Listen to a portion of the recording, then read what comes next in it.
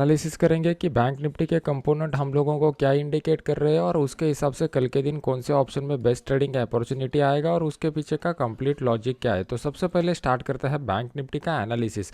अभी कल के दिन मैंने आपको एक वीडियो डाला हुआ था और इस वीडियो में मैंने आपको क्लियर कट बताया हुआ था कि बैंक निफ्टी जो है वो ऊपर की साइड में ये रजिस्टेंस जोन निकल के आ रहा है और मार्केट को अगर अपसाइड का मोमेंटम दिखाना है तो एक डेली कैंडल इस लेवल के ऊपर क्लोज होना चाहिए, तभी जाके मार्केट में एक अपसाइड का मोमेंटम दिखा सकता है जो ऊपर की साइड में मार्केट को 43,000 के लेवल के करीब लेके जा सकता है। लेकिन जिस तरीके का मोमेंटम अभी हुआ है, मार्केट को आइदर यहाँ पर एक रिट्रेसमेंट दिखाना चाहिए या फिर एक रेंज बाउंड सेशन दिखाना चाहिए। अभी ये हमारा बैंक निफ्टी का डेली चार्ट का एनालिसिस हो गया। अभी से एनालिसिस का कंफर्मेशन आपको लेना है तो आप कंफर्मेशन कहाँ पे ले सकते हो, तो उसके लिए आपको बैंक निफ्टी के कंपोनेंट का स्टडी करना पड़ेगा। अगर बैंक निफ्टी के कंपोनेंट सेम तरीके का एनालिसिस बता रहे हैं, पर्टिकुलरली एचडीएफसी बैंक और फिर आईसीआईसीआई बैंक, तो समझ लीजिए कि आपका एक्यूरेसी जो है, आपका सक्सेस रेट जो है वो बढ़ जाएगा। अभी हमारा ये जो एनालिसिस है इसको हम लोग पहले क्रॉस वेरीफाई करके देखेंगे कि वही वो बात हम लोगों को वहाँ पे रिपीट हो रही है क्या। तो सबसे पहले हम लोग एचडीएफसी के डेली चार्ट को देखेंगे। एचडीएफसी के डेली चार्ट के ऊपर आपको बहुत सारी बातें क्लियर हो जाएगी। जब एचडीएफसी का डेली चार्ट आप एनालिसिस करोगे तो बैंक निफ्टी में जिस तरीके का मोमेंटम हम लोगों को इंडिकेट हो रहा था, नियर अबाउट वैसा ही मोमेंटम होना चाहिए। जैसा मैंने आपको बताया हुआ था कि कल के वीडियो में निफ्टी में हम लोगों को एक शूटिंग स्टार कैंडल पैटर्न बन चुका है। बैंक निफ्टी में classical shooting star candle pattern नहीं बता रहा है, लेकिन वो मार्केट एक रेजिस्टेंस लेवल के करीब आ चुका है। अगर आप यहाँ पर देखोगे तो एचडीएफसी चार्ट में आपको क्लियर कट दिखाई दे रहा है कि हम लोगों ने यहाँ पर एक लेवल ड्रॉ किया हुआ है। इस लेवल को मार्केट ने मल्टीपल बार टेस्ट किया हुआ है और मल्टीपल बार टेस्ट करने के बाद ये 1645 का जो लेवल है एक इंपॉर्टेंट रेजिस्टेंस की तरह काम करेगा। अगर बैंक निफ्टी में ये जो एचडीएफसी वाला कंपोनेंट है, एचडीएफसी बैंक को अगर ऊपर जाना है तो इस लेवल के ऊपर क्लोजिंग देना पड़ेगा, तभी मार्केट ऊपर जा सकता है। और अगर आप यहाँ पर देखोगे तो आपको यहाँ पर क्लियर कट एक शूटिंग स्टार कैंडल इंडिकेट हो रहा है। अगर मार्केट इस लेवल के नीचे आ जाता है तो यहाँ पे हम लोगों को सेलिंग दिखाई देगी। मतलब बैंक निफ्टी में हम लोगों ने जो एनालिसिस किया हुआ था उसका कंपोनेंट एचडीएफसी बैंक जो है उसका कंफर्मेशन हम लोगों को दे रहा है। अभी आईसीआईसीआई बैंक में चले जाते हैं। आईसीआईसीआई बैंक में देखेंगे कि आईसीआईसीआई बैंक हमें क्या इंडिकेट कर रहा है। अभी फिलहाल के लिए मैं आपको इन डेप्थ एनालिसिस नहीं बता रहा हूँ, सिर्फ और सिर्फ डेली चार्ट के ऊपर एनालिसिस करके बता रहा हूँ। अभी आपके सामने मैंने आईसीआईसीआई बैंक लगा दिया है। बैंक निफ्टी में हम लोगों ने देखा हुआ था कि ऊपर की साइड में हम लोगों को एक रेजिस्टेंस का जोन मिल रहा था, वहां पर मार्केट आकर रुका हुआ है।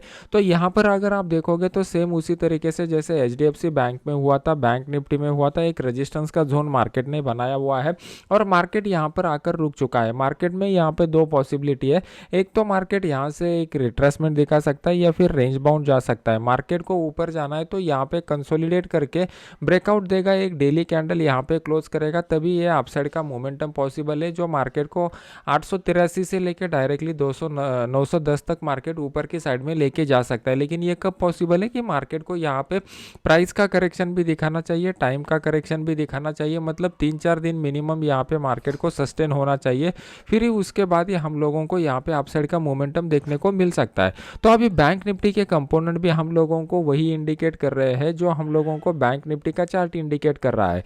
तो बेस्ट ट्रेडिंग अपॉर्चुनिटी कहाँ पे मिलेगा? सबसे बेस्ट अपॉर्चुनिटी हमारे लिए ये रहेगा कि मार्केट जो है वो 41,400 के नीचे अगर ओपन होता है और फिर अपने इस लो को डाउन साइड की तरफ ब्रेक करता है, तो उस केस में हम लोग क्या करेंगे, 41,300 का जो पुट है वो 41,300 के पुट को यहाँ पर बाय करेंगे।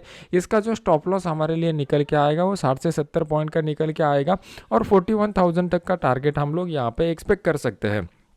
अगर मान लो कि जैसा एचजीएक्स हम लोगों को अभी दिखा रहा है, एचजीएक्स की वजह से अगर बैंक निफ्टी कल के दिन गैप अप ओपन हो जाता है तो उस गैप अप के बाद हम लोगों को किस तरीके से ट्रेड करना है ये समझ लीजिए। अगर आपको गैप अप का इन डिटेल वीडियो चाहिए तो मुझे कमेंट सेक्शन में वैसे बता दीजिए, तो मैं इसका एक in detail video weekend analysis में आपको बता दूंगा। अभी बैंक निफ्टी में हम लोग पर्टिकुलरली 15 मिनट टाइम फ्रेम को फॉलो करेंगे। 15 मिनट टाइम फ्रेम में अगर आप देखोगे तो मार्केट जो था वो एक बड़े मोमेंटम के साथ यहाँ पर इस लेवल से नीचे गिरा हुआ था। तो कल के दिन मार्केट जो है वो गैप अप ओपन हो जाता है और गैप अप ओपनिंग के बाद यहाँ पे कोई शूटिंग स्टार जैसा कैंडल या फिर इस तरीके का प्राइस एक्शन का कैंडल बनाता है नियर अबाउट 41,650 के लेवल के करीब, तो उस केस में हम लोग क्या करेंगे, 41,600 का जो पुट है वो 41,600 के पुट को यहाँ पर बाय करेंगे।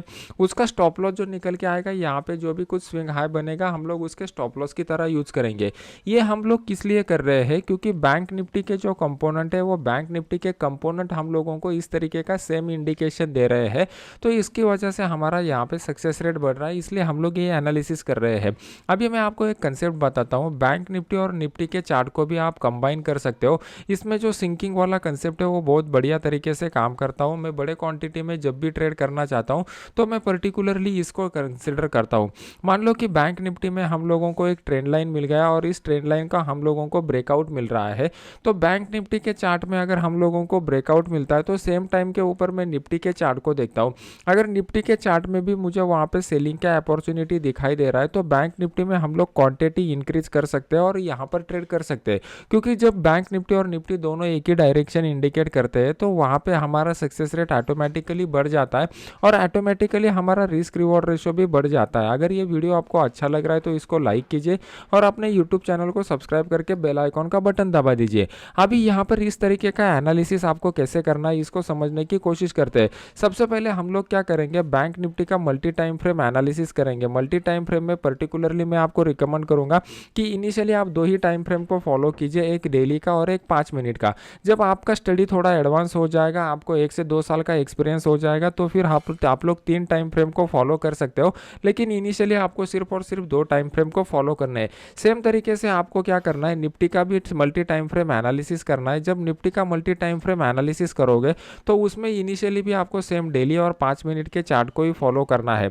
दोनों जगह पे आपको देखना है कि मार्केट एक रेंज बना रहा है क्या और रेंज के ब्रेकआउट की प्रोबेबिलिटी बढ़ रही है क्या। सबसे बड़ा जैकपॉट ट्रेड हम लोगों को कहाँ पे मिलता है, being as a option buyer हमारे लिए इंपॉर्टेंट रहता है कि हम लोगों को एक बड़ा ट्रेड ऐसा मिले जिसमें स्टॉप लॉस कम हो और ऑप्शन का प्राइस मोमेंटम एकदम फास्ट और बहुत बड़ा हो। तो उसके लिए आपको क्या करना है, यहाँ पे बैंक निफ्टी और निफ्टी दोनों साइड में देखता है कि मार्केट कहाँ पे कंसोलिडेशन की फेज में जाता है, और अगर सेम टाइम के ऊपर हम लोगों को ब्रेकआउट मिलता है तो वो सबसे अमेजिंग ट्रेड आपको मिल जाता है जिसमें कम रिवॉर्ड में बहुत ज़्यादा पैसा बनने की प्रोबेबिलिटी रहती है। ऐसा कुछ अपॉर्चुनिटी मिल जाएगा तो अपने इस फ्री वाले चैनल में मैं अपडेट कर दूंगा, जिसका लिंक वीडियो के नीचे डाला हुआ है।